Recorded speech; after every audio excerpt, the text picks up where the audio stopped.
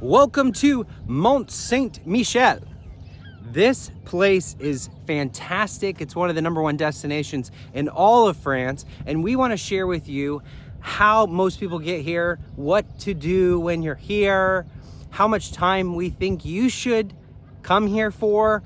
I mean, all these questions. There's so many questions. How high does the water level rise where we're standing in the middle of the ocean? I don't know. But we're here to answer some of those questions because we've experienced it and you haven't. And that's why you're watching this video. Mont Saint Michel has 2.4 to 2.8 million visitors per year. So think about that. That's as much as like Machu Picchu. It's incredible. So get here early. Make sure that you know your times, opening times. Right now it's like an onslaught. It is like we're under siege from tourists. If you look at all the people over here, it's crazy. But we got to enjoy it mostly to ourselves for the first few hours of the day, which was amazing. Also, if you think of that in terms of the section behind me, how small it actually is, the tourists that come per day are over 6,000. Obviously, it's going to change seasonally, but it could probably be up to 10,000, depending on the day that you come and how many buses come from Paris, how many people are staying here, all that. First getting here, it was lovely because the sun was still kind of rising. It was really misty, so the colors in the sky just made it so amazing and seemed so much more mystical and magical. It is a place where there isn't a ton of food options. Most places sell crepes or sandwiches. I haven't really seen much in terms of options for myself. We're excited to check out, there's one Michelin guide restaurant, but one of the things that we're learning both here and in the little town at the end of this bridge is that you have to have reservations for dinner. Otherwise, you're not really going to be able to find a spot. So I recommend making all your food reservations in advance if you want to eat at a sit-down place. There's a couple places in there to pick up a sandwich just kind of on the run, but you can imagine with thousands and thousands of people coming every day, there's not a lot of infrastructure, and we've been turned away by 4 or 5 restaurants since we've been here. We are located in the Normandy region. A couple 100 kilometers away from Omaha Beach, D-Day. That's on the inside. We're just at the entrance on the Normandy region on the left side, I believe. And we got here via train. Now, when you're in France, train is the way to go. It's efficient. There are different kinds of trains. There's bullet trains and regional trains, and obviously there's cars.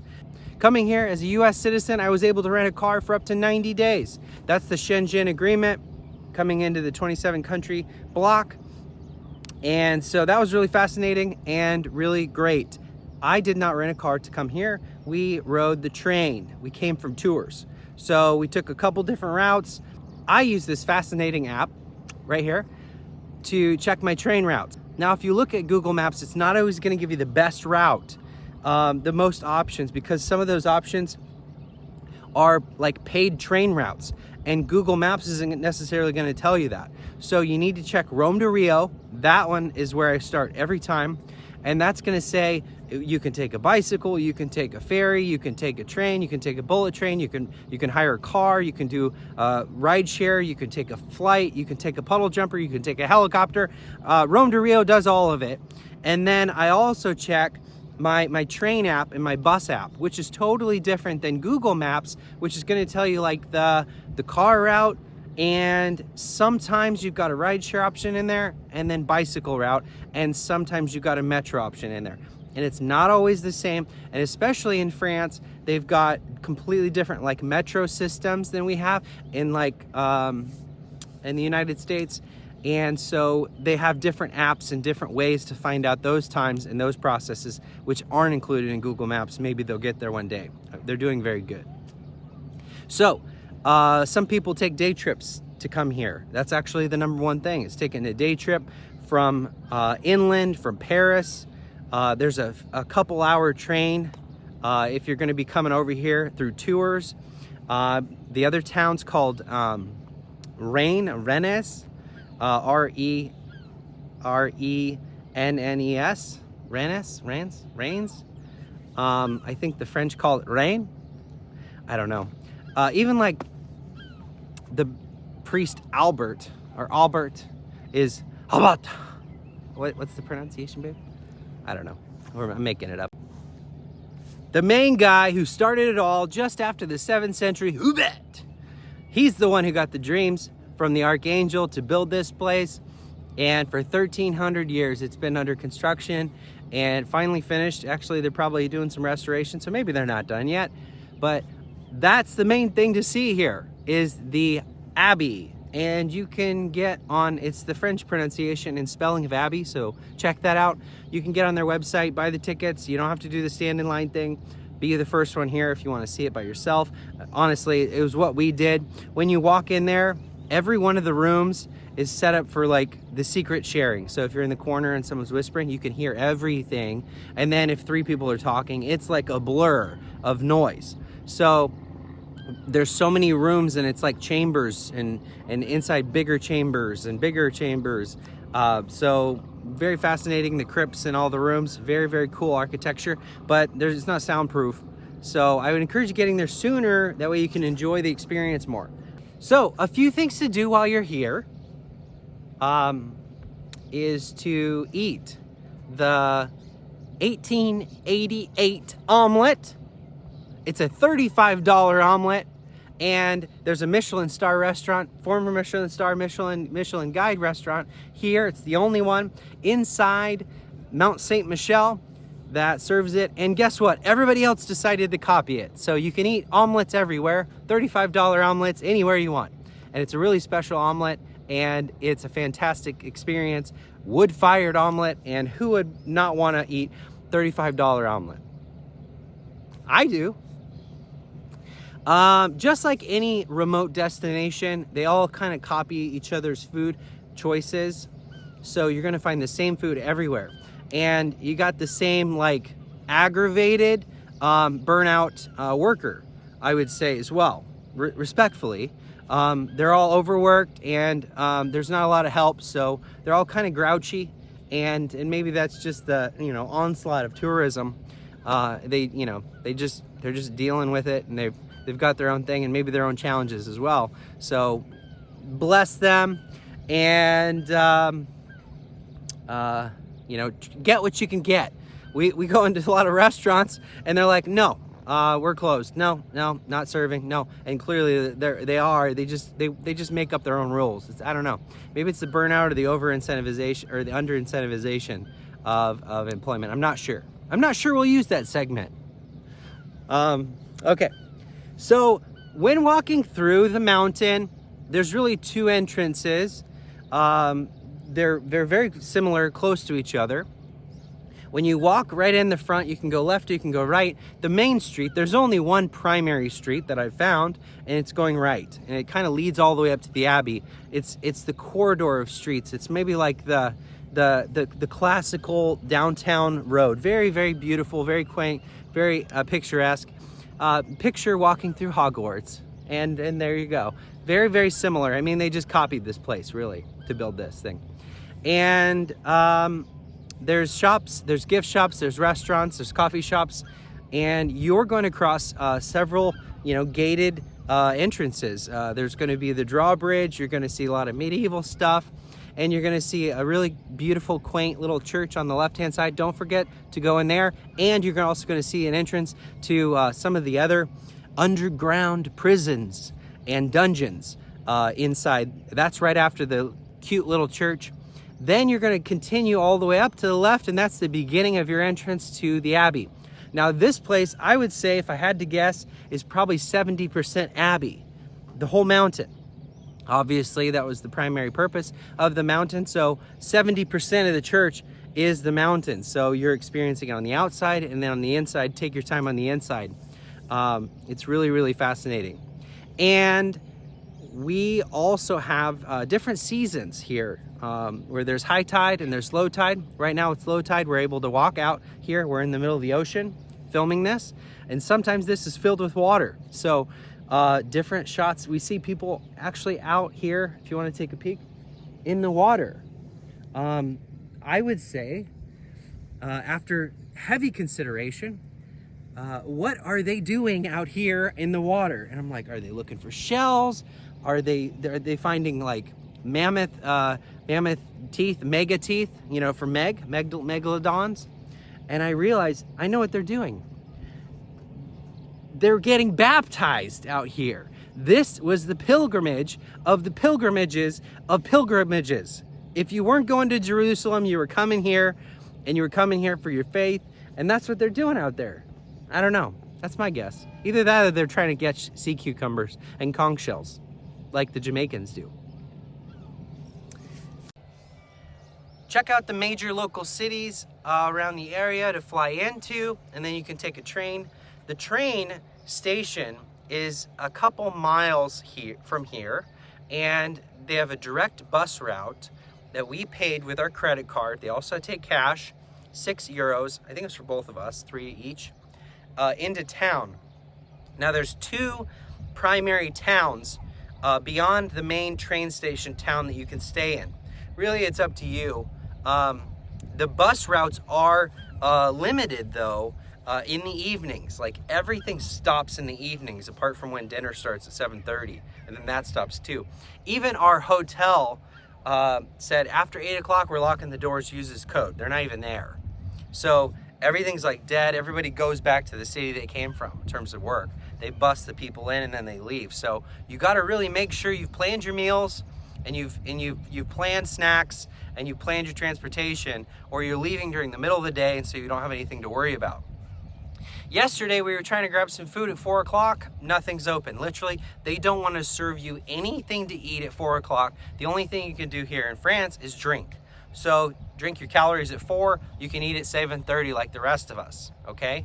And if you didn't make reservations, you're starving. You're fasting like the pilgrims were when they came here, because mealtime, omelet time, doesn't start until 7:30, only for the elect and for the select and the approved. Isn't that funny? We're staying at the town closest to Mont Saint Michel. There are actually a few hotels in here. I looked at the prices of those. They weren't in our budget for this world tour, but maybe next time. One of the #1 places to stay is actually where the Michelin star restaurant is. It's pretty pricey, and all the celebrities stay there, including the former presidents and kings and all that. So that's really fascinating. But there are a few in here. I don't know if I'd want to actually stay in here personally. It's like you're on a remote island with Tom Hanks, and the only thing you've got to talk to is your volleyball. I would feel a little isolated. I feel a little bit better out there personally, and the views out there. So when you start the corner, the walk is 30 minutes. They do have free bus transportation from the 2 local areas. It's kind of like a bus zone where it's free transportation. You can see the bus right here. It does a pick up and drop off here right at the edge of the walkway, and you just hop on, you wait in line, and then you hop right off. During the middle of the day, it's every 10 minutes. So real easy and fascinating bus there. So that's nice, really nice. You got a 30-minute walk each way, or you can take the free bus. So that's a piece of cake. They do have parking here. If you're gonna drive your car, the parking is into the Lucerne, I think is what it's called, the town.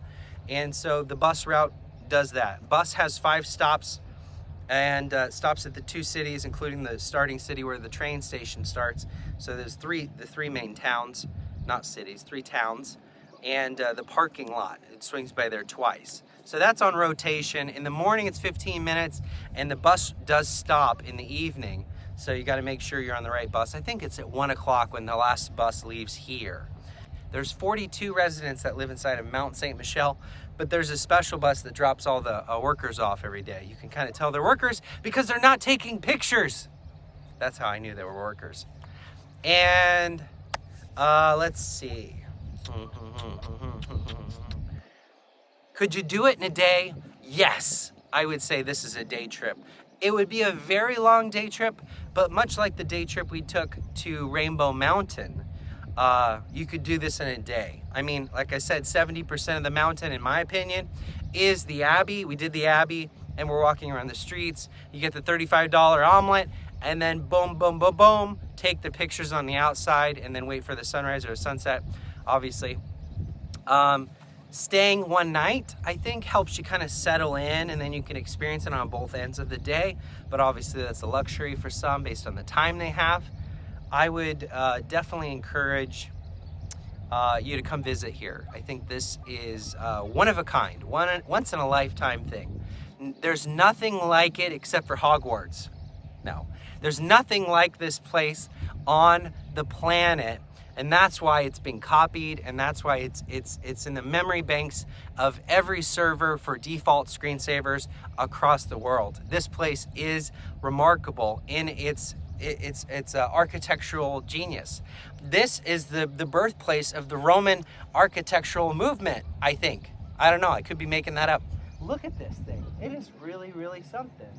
And because it's been through so much, it's entrenched with history, and you should experience it for yourself. You should take your loved one here too, and come out here, stand in the middle of the empty ocean, and take pictures next to it like I did, because it's winning me brownie points. You see that? Yes. If you're like me and you didn't plan your meals yesterday, you're gonna eat a croissant at the only available food stand in the middle of the day at the grocery store gift shop.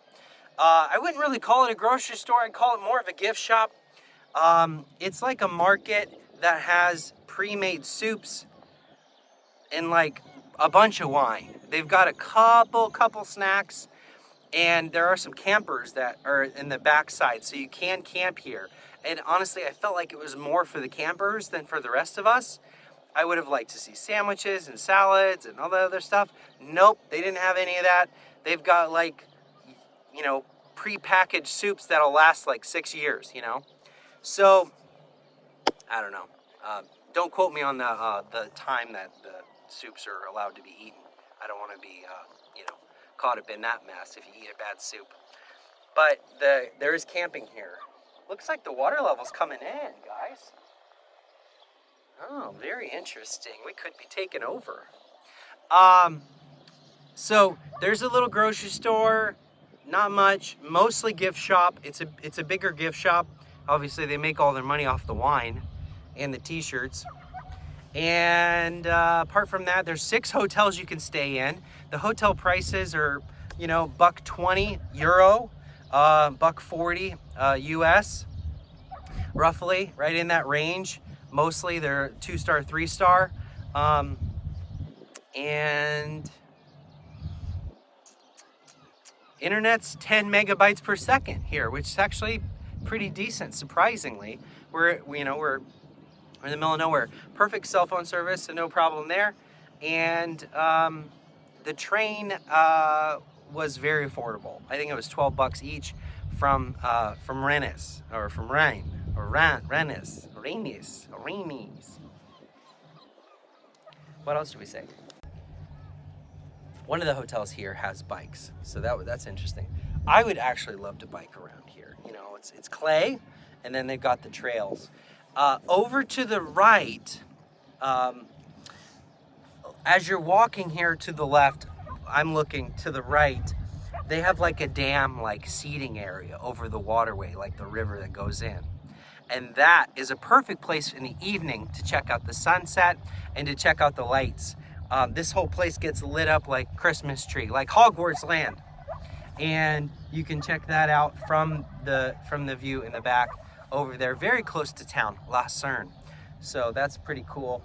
And everybody's biking around. Yesterday it seemed like there was a dog convention here too. Lots of breeds, beautiful dogs. Everybody's got their dog. Maybe they come in on a day trip, bring their dog. I don't know. But you should check this out. Thanks for watching our channel. I hope this was helpful for you. And make sure you bring some snacks if you do come here.